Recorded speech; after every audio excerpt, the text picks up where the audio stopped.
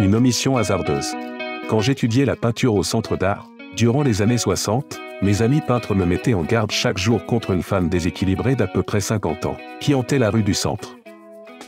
Le cerveau détraqué de cette drôle de paroissienne était absorbé en permanence par une singulière marotte. Elle éprouvait un plaisir inexplicable à s'asseoir dans n'importe quel auto en stationnement, dont les portières n'étaient pas verrouillées.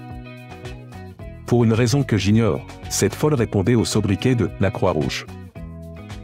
Il paraît que cette dame désaxée faisait patiemment le guet à la rue du centre chaque jour, et elle finissait toujours par tomber sur un chauffeur non averti, qui descendait prestement de voiture, en claquant simplement sa portière.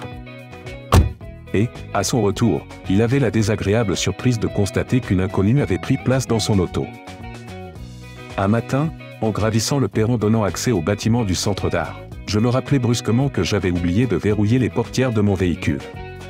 Uh-oh. Je fis un demi-tour des plus énergiques, pour aller remédier à cette omission hasardeuse. Trop tard. La Croix-Rouge m'avait pris de vitesse.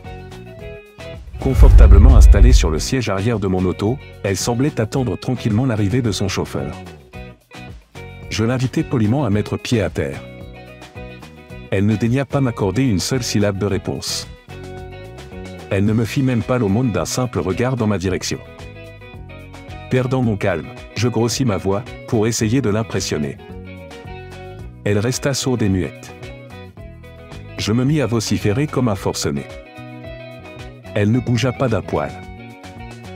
Une vieille dame qui habitait dans les parages, et qui savait comment traiter avec la Croix-Rouge, se prit de pitié pour moi, et eut la gentillesse de m'indiquer comment me débarrasser de cet abominable crampon. Ce qu'elle veut, m'expliqua-t-elle, c'est rouler en auto. Démarrez avec elle, et, arrivé au coin, ouvrez la portière, et dites-lui que la course est terminée. Elle descendra de voiture docilement. Je suivis à la lettre la sage recommandation de cette conseillère bénévole, ce qui me permit d'être délesté sans peine de mon empoisonnant fardeau.